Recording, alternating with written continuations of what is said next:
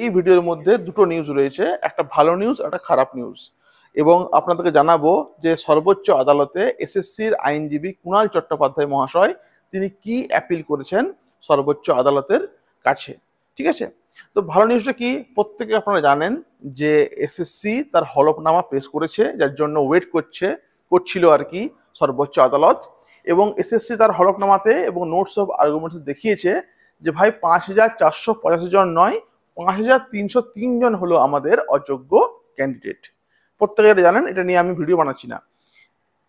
এবং সেখানে কুণাল চট্টোপাধ্যায় মহাশয় তিনি বলেছেন যে গত 9 বছর ধরে আমাদের রাজ্যে কোনো রকমে এসএসসি তার বিজ্ঞপ্তি দেয়নি, চাকরি হয়নি, নিয়োগ হয়নি। তাই যদি এই মুহূর্তে যদি সবাইকে সবাইকে আমি কথা বলছি, শুধু 5,303 জনকে নয়, সবাইকে 26,000কেই, 26,000 তো নয়, 25,700 সামথিং আর কি হচ্ছে, সবাইকে যদি এখান থেকে বাতিল করা হয় তাহলে কিন্তু স্কুলগুলোতে অনেক বেশি প্রবলেম হবে। এটা কিন্তু সবাইকে বলেছে, সবার নিয়ে।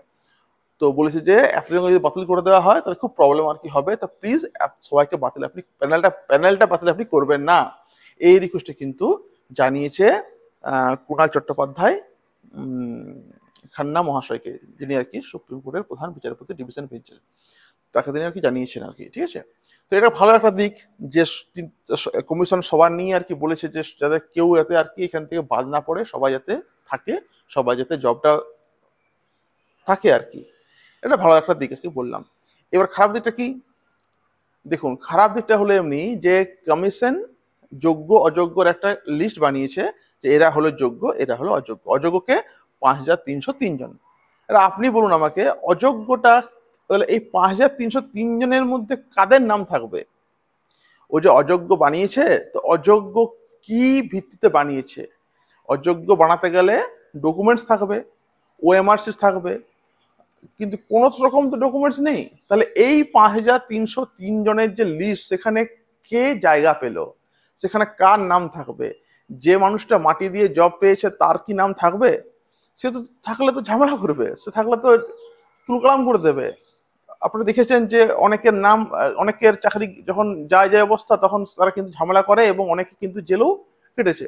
ফলে 5,303 জনের 3 জনের যে লিস্ট, এখানে কার জায়গা হলো, এই হলো মূল প্রশ্ন। এটা একটা খারাপ দিক। তাহলে একটা ভালো দিক এমনি যে সুপ্রিম কোর্টে আবেদন করা হয়েছে, তো কেউ যাতে চাকরি করা না যায়। কিন্তু আর একটা খারাপ দিক কি, এই 5,303 জনের লিস্টে কার নাম থাকবে মনে একটা সুপ্ত ভয় কিন্তু লেগেই আছে। ভাই যদি আমার নাম থাকে, যদি আমার নাম থাকে, কিন্তু আমি তো কিছু করিনি, আমি তো যোগ্য, আমি পড়াশোনা করে জব পেয়েছি, কিন্তু কিন্তু কমিশন এখানে কার নাম দেবে? কারণ ওকে তো বালিকা বাখরা কাহ বানাতে হবে। যদি অযোগ্যদের খুঁজে খুঁজে বের করে, যদি চিরুন তল্লাশ করে, তো খুবই ভালো। কিন্তু যদি না করতে পারে তাহলে তো খুব খারাপ না?